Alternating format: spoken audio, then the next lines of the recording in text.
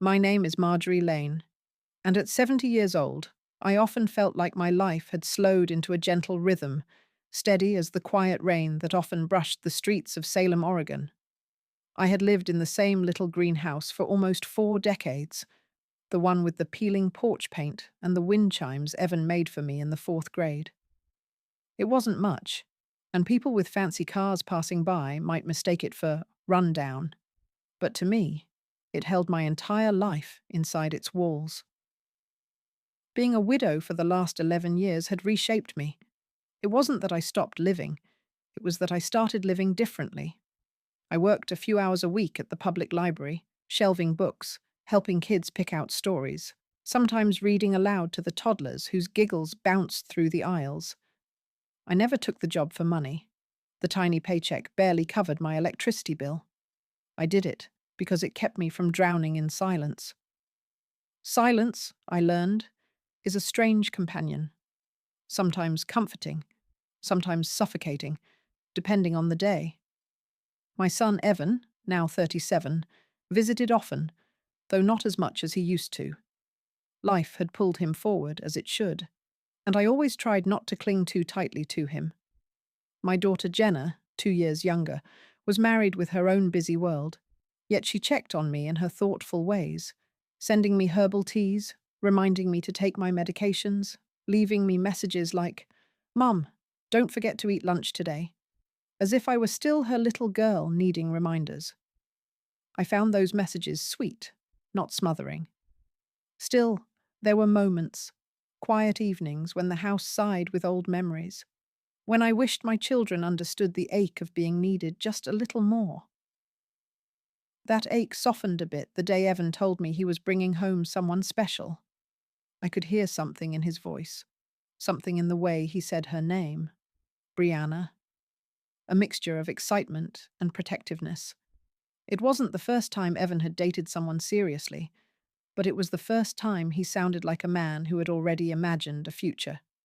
I wanted to be nothing but happy for him. I told myself that as long as she loved my son, I would welcome her with open arms, no matter who she was or where she came from. I didn't know, in that moment, that this name, Brianna, would soon change the steady rhythm of my life. I didn't know that behind her bright smile and carefully chosen words lay a shadow I couldn't see yet. I only knew that my son was in love, and as a mother, that was enough for me to hope. Just hope.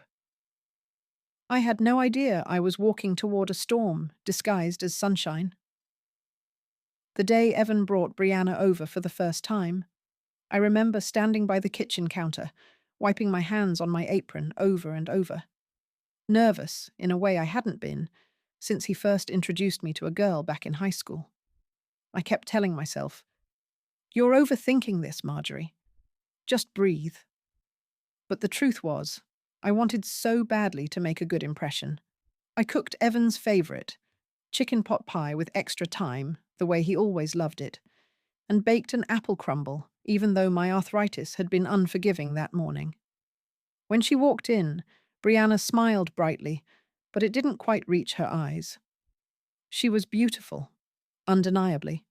Straight chestnut hair, soft makeup, crisp white blouse tucked into tailored pants. She looked like someone who spent time around people who said networking more than neighbours. Evan seemed so happy beside her, almost glowing, and that eased something inside me. Brianna walked around my small home as if she were studying it. The crocheted cushions, the old photo frames, the slightly crooked bookshelf. "It's cozy," she said, her tone perfectly polite, yet strangely distant, as if she were describing a thrift store instead of a home someone lived in. I told myself I was reading too much into it. People today weren't raised the same way we were. Not everything had to be heartfelt to be genuine. Over dinner, she asked Evan questions about work, about his gym routine, about his projects.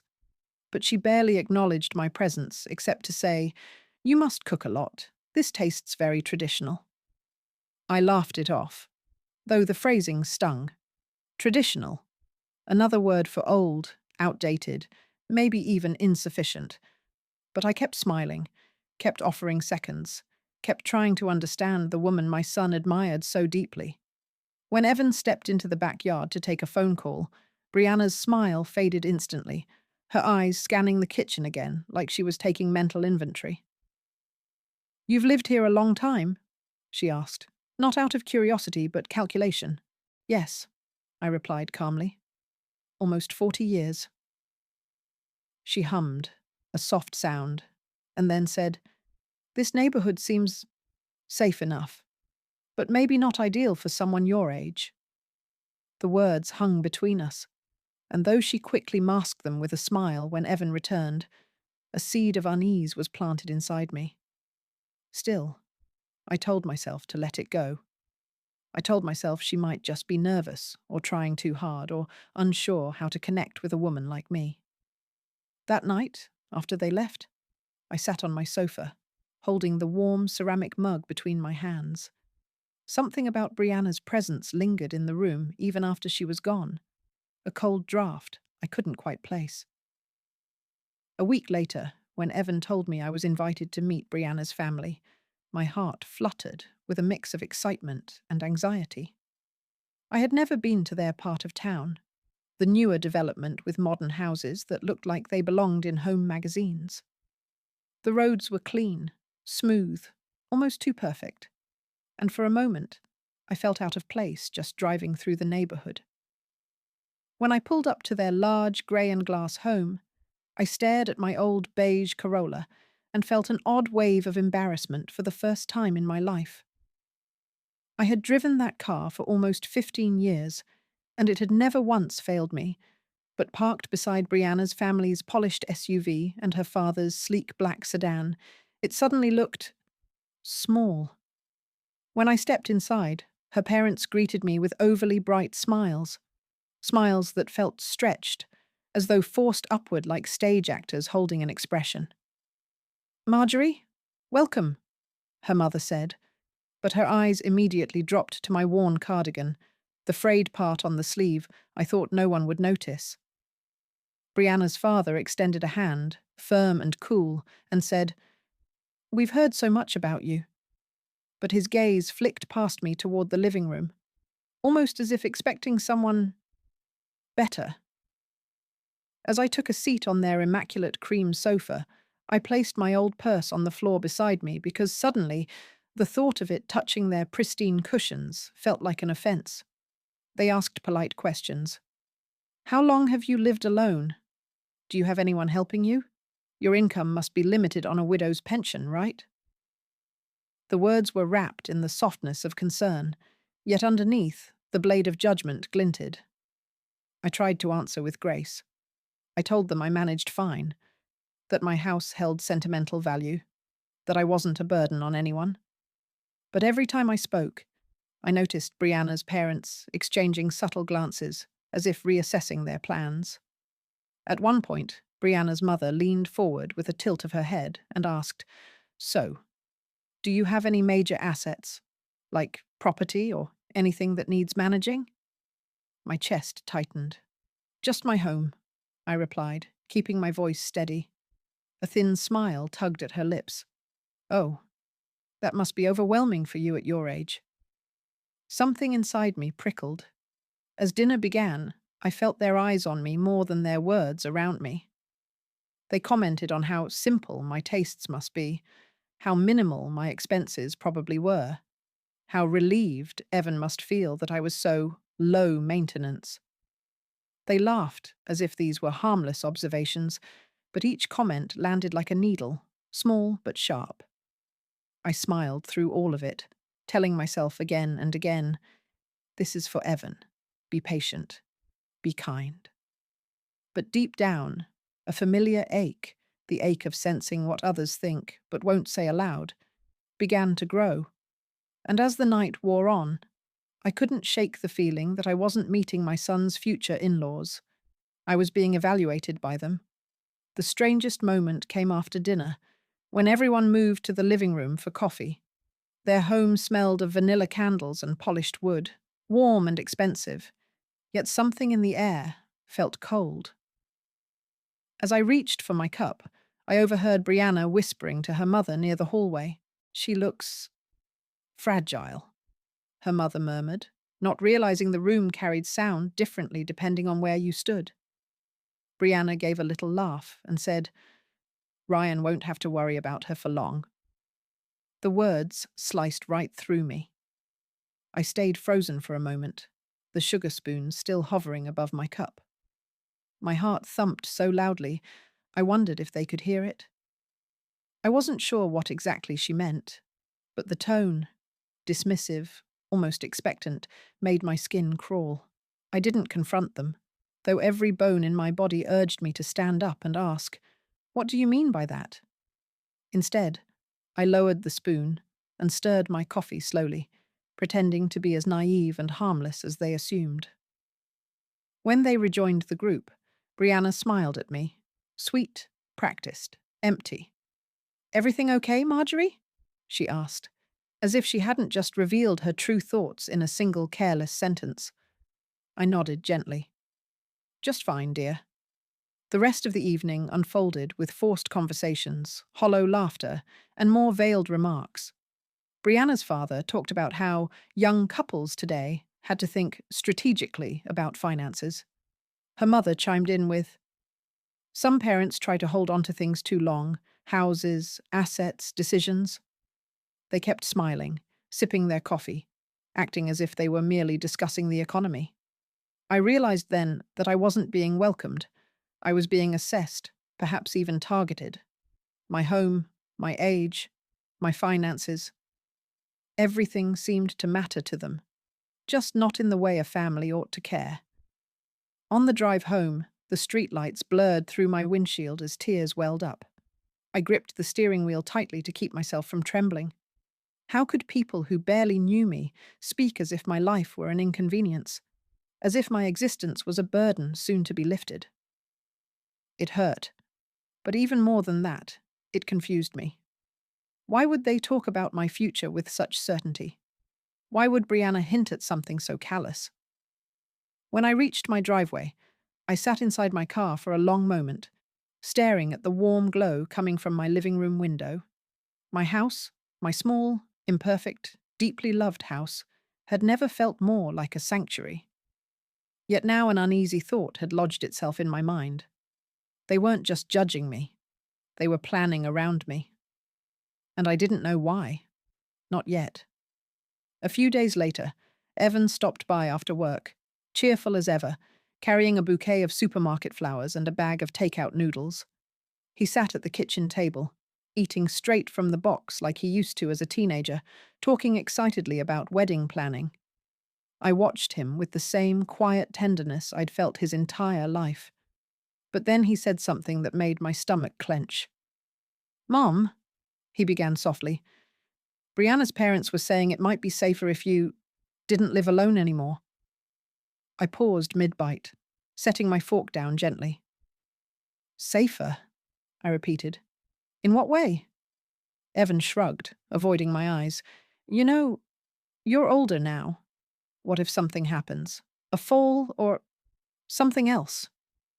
His voice softened, almost rehearsed. "They said it might be good to put some legal protections in place, maybe transfer the house, or make things easier for us to manage when the time comes." The words came crashing down like a wave. So that's what they had been hinting at. Not concern, not care, but control. Ownership. I felt a sharp pinch of betrayal, though I knew my son wasn't the one orchestrating this. Evan had always been trusting, a little too trusting, the kind of man who believed in people's good intentions until proven otherwise. I forced a gentle smile. "Oh, sweetheart, I appreciate you worrying for me, but let's take things slowly, okay?" Evan nodded, relieved, probably thinking I agreed more than I actually did. But inside me, something had shifted. Their interest in my living situation, their subtle interrogation about my finances, Brianna's whisper. Everything was starting to form a pattern. Later that evening, as Evan left, I stood by the door and watched him walk to his car, his shoulders relaxed, his steps light. He truly believed he was helping me, and that hurt even more. After he drove away, I returned inside and sat at my kitchen table, staring at the shadows stretching along the walls. The silence of my home felt different that night, sharper, heavier, almost warning. I replayed every moment in my mind. Brianna's assessing stare, her mother's invasive questions, her father's strategic comments, and that whisper, "Ryan won't have to worry about her for long." I realized then that I needed to stop pretending everything was fine. I needed to stop being just a polite, quiet, aging mother who everyone assumed didn't understand the world anymore. Something was wrong, truly wrong. And if Brianna's family was planning something behind the mask of concern, I had to find out what, before it was too late. When Brianna and Evan came over the next weekend, there was something different in the way Brianna looked around my house, as if she were mentally measuring things. She walked slower than usual, touching picture frames, running her fingers across the wooden railing, pausing near the window as though imagining her own curtains hanging there someday. Evan didn't notice any of it. He was busy fixing a loose cabinet handle for me. But I watched her quietly, the way a mother watches a storm forming far away. At one moment, she stood in the hallway and whispered something to Evan about future safety. And although her voice was soft, there was a sharpness underneath it. Later, while they were leaving, I noticed Brianna taking a long look at my mailbox, my driveway, and the old oak tree in the yard, as if she were already memorizing her new property. A strange ache settled inside my chest, not because I feared losing the house, but because I feared losing my son to people who weren't honest with him. I didn't say a word, because sometimes silence tells you more about people than confrontations ever could. That night, I lay awake, thinking about the odd glances, the subtle comments, and the uncomfortable energy whenever her family talked about plans. Something was happening behind my back, and I knew I had to understand it before it became too late. A week later, Brianna's family came over under the excuse of getting to know me better. I prepared tea and cookies, trying to keep things warm and polite. However, the warmth was only on the surface. Beneath it, I felt an unsettling tension. Brianna's cousin, a tall young man with restless eyes, walked inside with a smile that didn't quite reach his face. While everyone was seated in the living room, I noticed him drifting toward the hallway, pretending to admire the wall art. Something about the way he peeked through half-open doors made my skin tighten. I excused myself from the conversation and quietly followed him. He was standing near my bedroom door, leaning slightly inside, pretending to look for the bathroom. When I confronted him gently, saying, "It's the other way," he smirked and shrugged, as though it were an innocent mistake. But I knew better. People don't accidentally wander into bedrooms. After they left, I checked the drawers, the closet, even the desk. Nothing was missing, but the invasion felt emotional, like someone had walked through memories that weren't theirs to touch.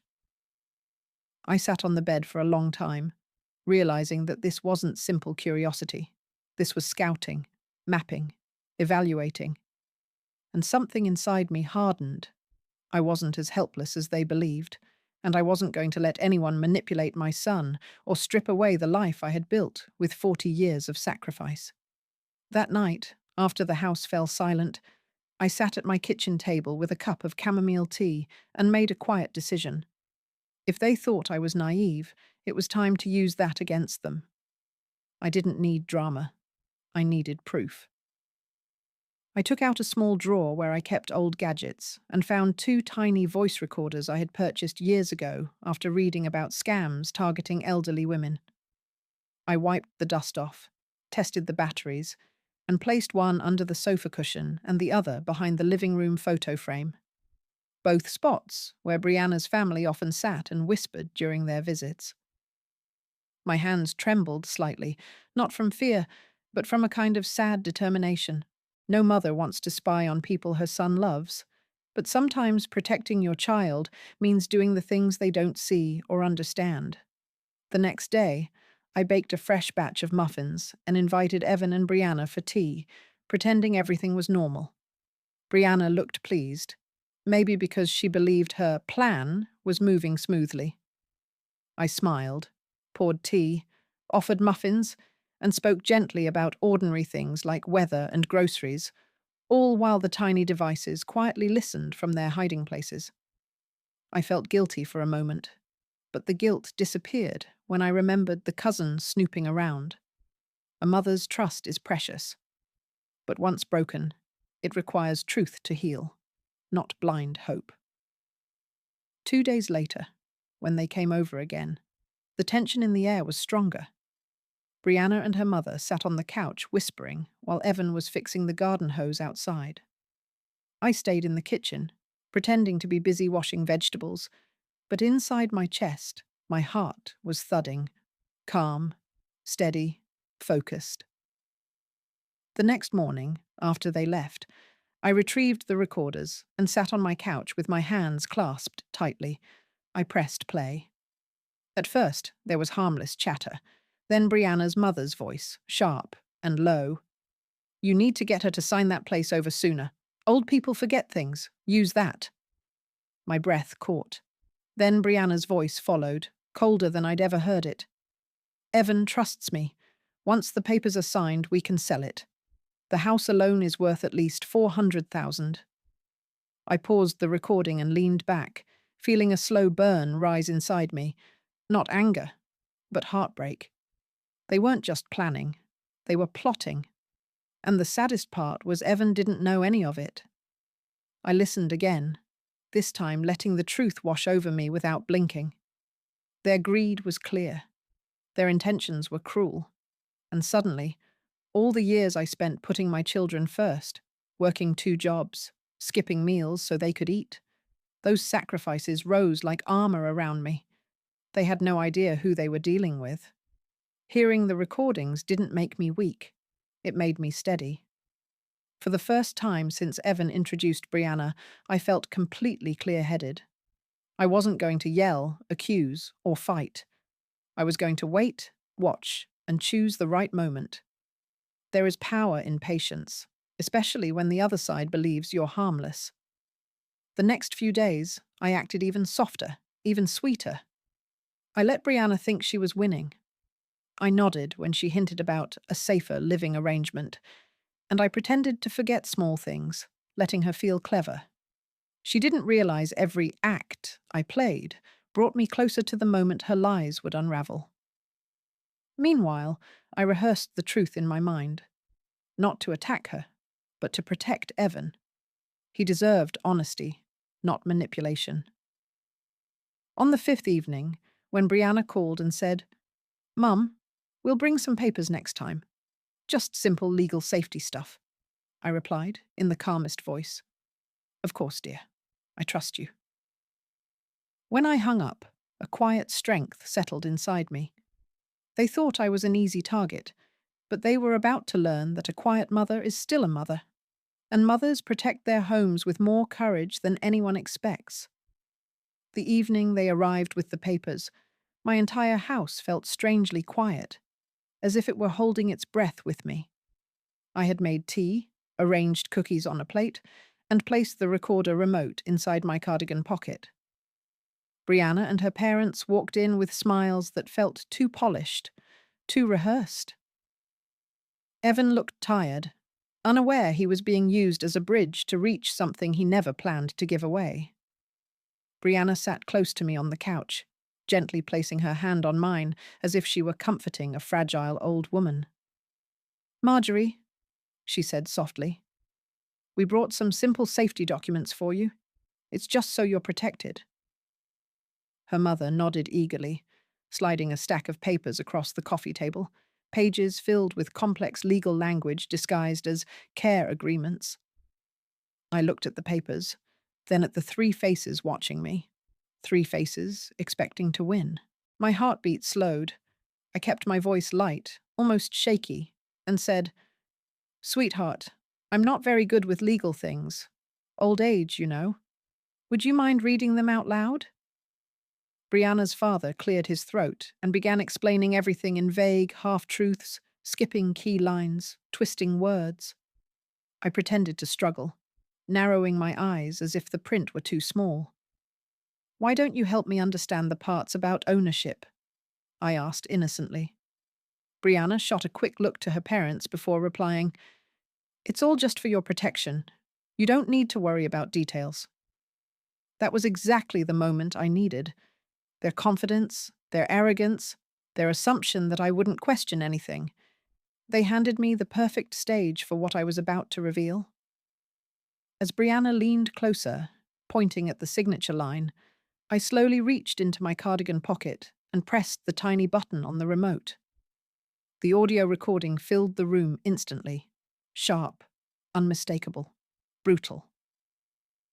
"Once Evan convinces her to sign the property transfer, we can finally sell that house." Brianna's own voice echoed from the speakers, slicing through the silence. Her mother's voice followed, dripping with greed. "Old people forget things. Use that." The room froze. For a moment, no one breathed. Brianna jerked back, her face draining of colour, as if the ground beneath her had cracked open. Her mother stuttered. What is that? This is taken out of context." Her father reached for the recorder like he could somehow pause the truth, but I simply raised my hand and said, "Please don't touch that." Evan stood up slowly, confusion twisting into disbelief on his face. "Brianna, what is this?" he whispered. "Why are you talking about selling my mother's house?" Brianna started crying, loud, dramatic, but empty. "Evan, listen to me. She misunderstood everything. She's twisting this. She's trying to ruin us." But the recording didn't stop. It played every word, every scheme, every whisper of their plan. No one could deny what they clearly heard. Brianna clutched Evan's arm, but he pulled it away, staring at her like he didn't recognize the woman he was engaged to. I didn't shout. I didn't cry. I simply sat there, the way a lighthouse stands still while the storm exposes itself. I said quietly, "I may look old, but I am not blind, and I am not alone." The silence after the recording ended felt heavier than anything I'd ever experienced. Evan stepped back from Brianna as though her touch burned. His voice shook, not from anger, but heartbreak. "Why, Brianna? Why would you do this to my mom?" She wiped her face aggressively, her voice rising in panic. "You don't understand. I was trying to help us build a future. Evan, you don't know how expensive everything is. I just thought we deserved better." Her mother jumped in, desperate. "Your mother is elderly. She doesn't need that house. We were helping." "Helping?" Evan repeated, his tone sharper than I'd ever heard. "By stealing from her?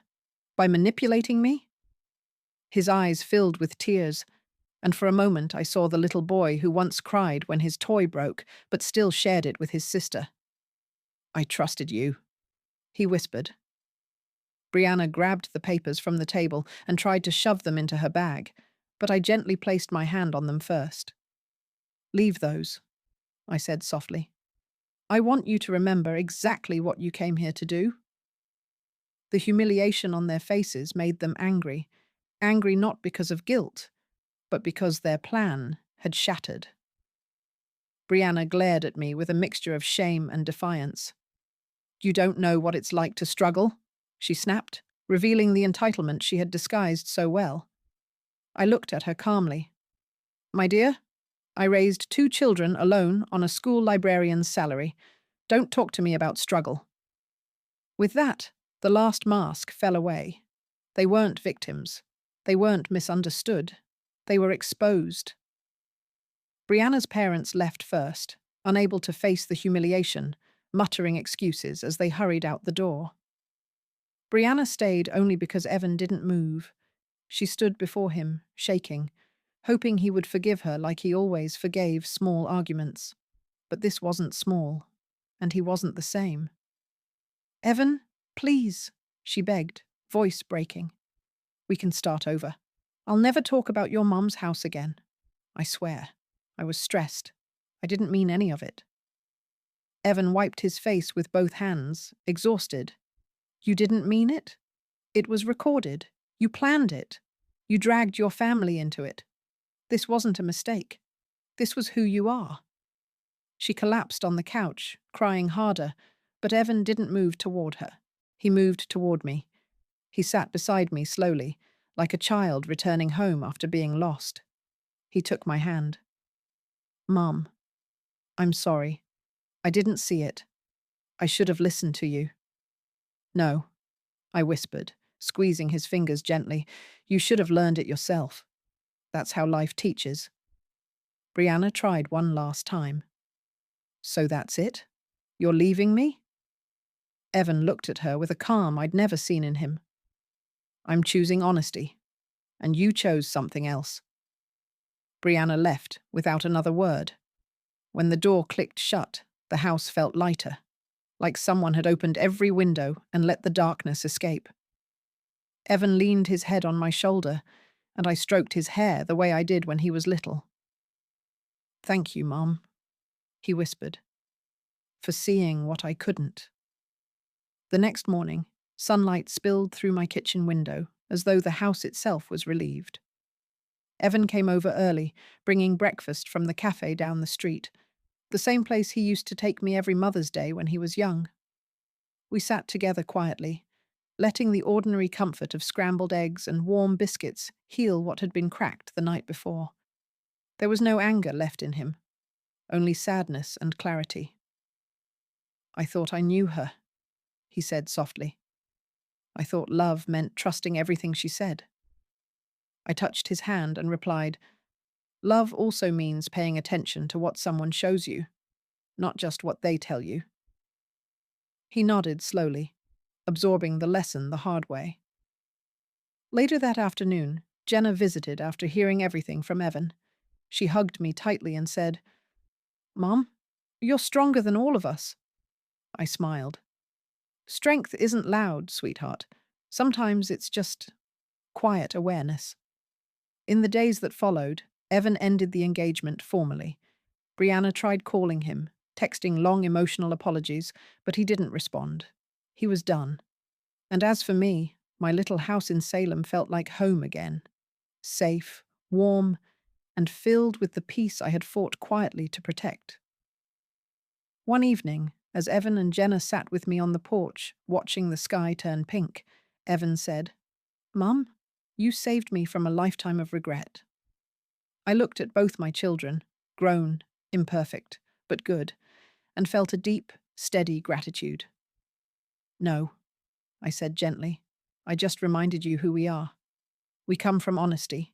We don't take what isn't ours, and we don't let greed guide our hearts. The wind rustled through the trees, as if agreeing. In that moment, I realized something.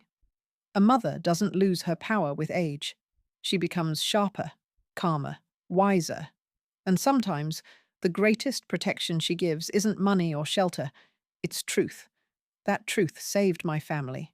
That truth reclaimed our home. And that truth set my son free from a future built on lies. My story ends here, not with grief, but with strength.